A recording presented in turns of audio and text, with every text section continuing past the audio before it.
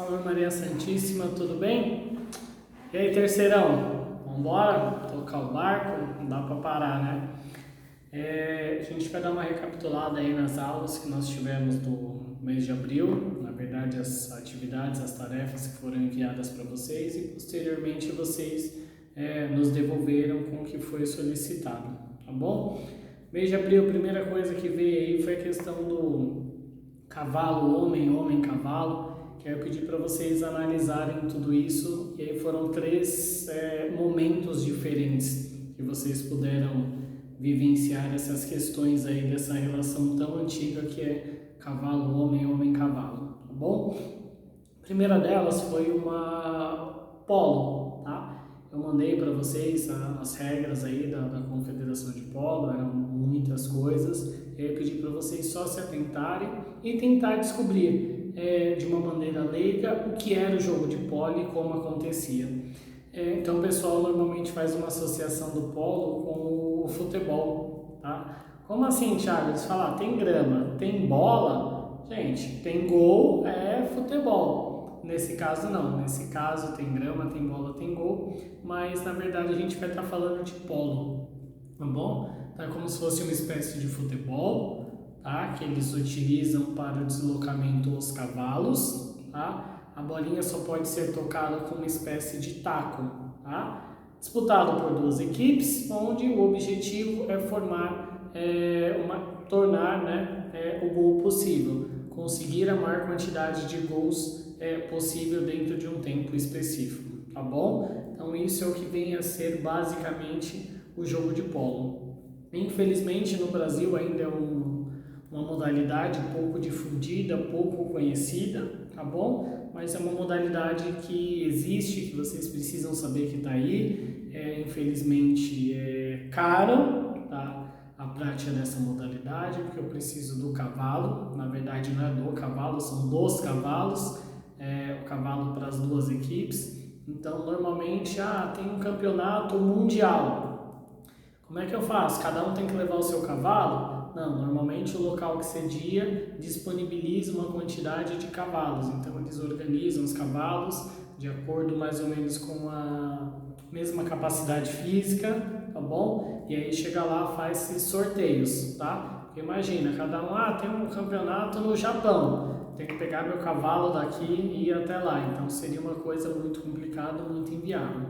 Mas se a competição for dentro do município, dentro do estado, aí com certeza cada atleta vai optar por levar seu cavalo por ser um deslocamento mais curto, tá bom?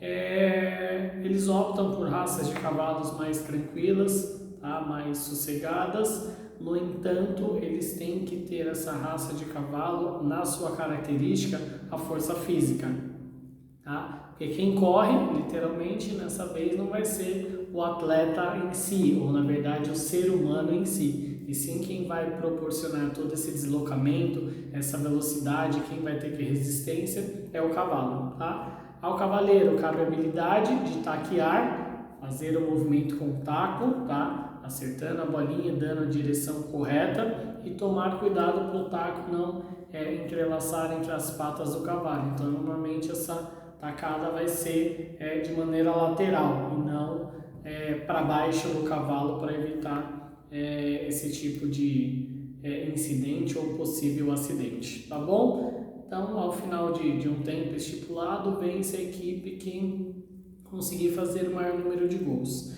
E aí, o que eu quero que vocês comecem a entender essa relação muito próxima e ao mesmo tempo muito distante, tá? De homem-cavalo, cavalo-homem. Então, nessa parte era para vocês lerem e descreverem basicamente o que vocês entenderam das regras. Então, era para vocês interpretarem as regras e basicamente me trazer essa informação, que era como se fosse uma espécie de futebol, só que em cima de cavalos, a bolinha é menor e o toque nela é permitido somente com os tacos, tá bom? Beleza?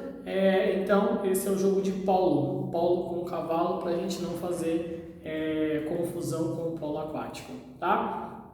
Depois disso, a gente foi para o hipismo, tá bom? Então, as pessoas acabam fazendo aulas de equitação para conseguir chegar até o hipismo. E aí aquele esporte, tá?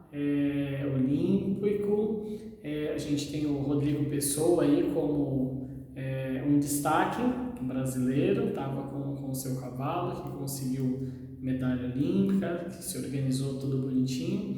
E a gente vai entender a diferença agora desses dois esportes. Ambos são literalmente dependentes do cavalo, tá bom? Então, um pouco menos técnico, que seria o polo, tá? Então, preciso da direção do cavalo, fazer o freio, acelerar, ok? E já no hipismo eu tenho um pouco mais de técnica, é uma coisa mais aguçada, eu tenho que ter um feeling a mais. Por quê? Eu tenho que dar a velocidade correta para o cavalo, eu tenho que conseguir fazer com que ele realize a curva numa angulação perfeita, para ele sair com velocidade adequada para o próximo obstáculo.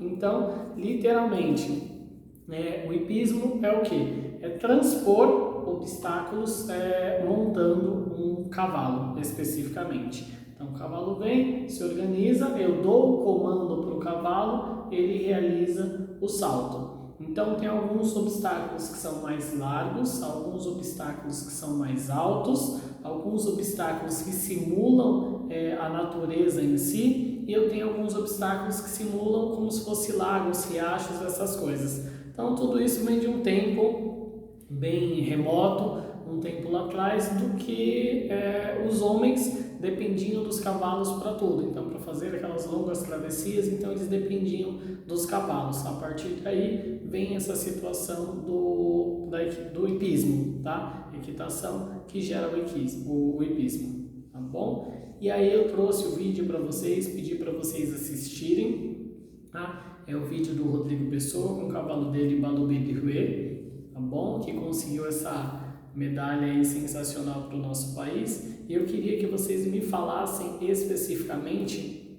qual é a relação, qual a sintonia entre homem, cavalo, cavalo, homem, tá? E aí, nessa parte desse contexto específico, eles têm que literalmente trabalhar em conjunto, como se fossem um só. Então, o cavalo precisa conhecer os comandos, tá, do cavaleiro, e o cavaleiro tem que conhecer muito bem a personalidade, o tempo de reação do cavalo. Tá? Então, esse feeling, essa sintonia entre eles é uma coisa que é trabalhada ao longo de muitos e muitos e muitos anos. Então, não adianta pegar um cavaleiro, colocar ele com qualquer cavalo numa competição, que o resultado dele não vai ser o mesmo.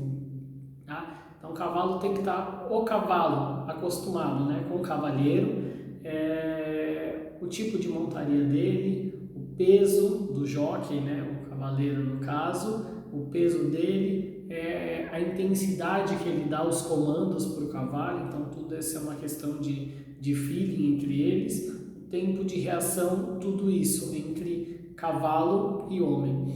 E para o cavaleiro é muito importante ele saber qual é a potência do cavalo que ele tem, qual é o tempo de reação dele, dar o estímulo e o cavalo responder aquele comando, e até mesmo qual a distância específica do obstáculo ele precisa executar esse comando para o cavalo ter tempo de reagir e conseguir executar o salto.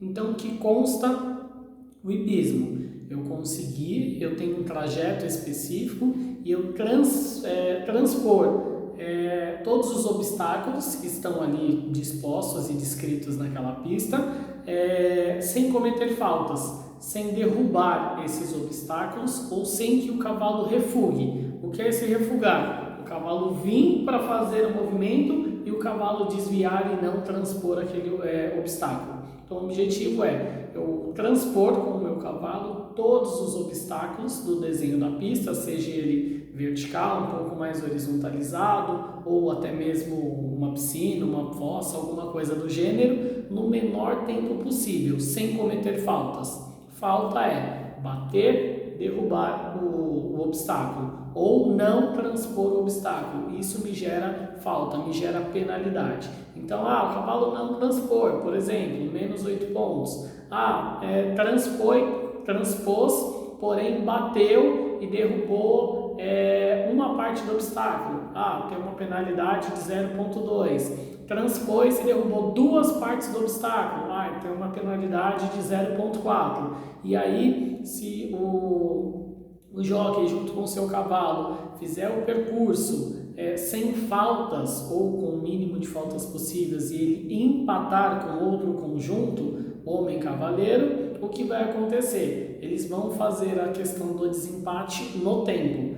Quem fez o menor tempo possível com o menor ou zerado de faltas, tá bom? Então é isso que compõe essa questão, essa parte do hipismo da equitação em si. Então transpor os obstáculos mais rápido possível e tentar não cometer nenhuma ou se cometer o mínimo de faltas. Vence quem conseguir fazer isso, menor tempo e sem faltas, beleza? Ou se tiver faltas, um menor número de faltas possível. Tranquilo?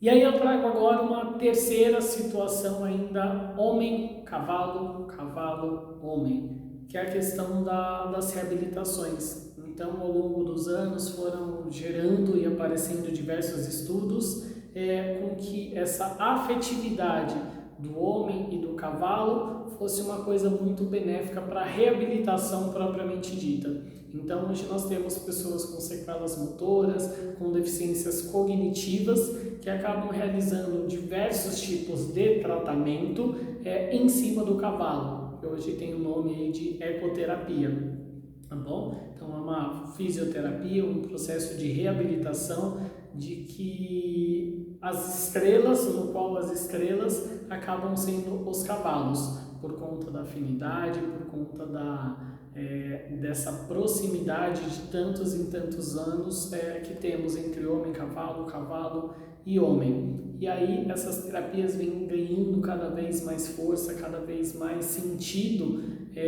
principalmente ali com pessoas que têm algum medo, então que não estão respondendo muito bem a questão das reabilitações comuns. Então, principalmente crianças com paralisia, sequelas motoras, elas começam a ter essa aproximação, essa proximidade um pouco maior. Então, tá lá, vai, conhece o cavalo, faz um carinho no cavalo, olha aquele animal daquele tamanho, super, hiper dócil, tá? Porque tem que ter essa característica, esse cavalo. E aí tem um terapeuta, tem alguém que vai intermediar essa relação. E aí vai havendo essa afinidade, essa aproximação, e aí a gente consegue diversos estímulos, diversas melhorias nas capacidades cognitivas, motoras e até mesmo afetivas, nessa questão homem-cavalo, tá bom?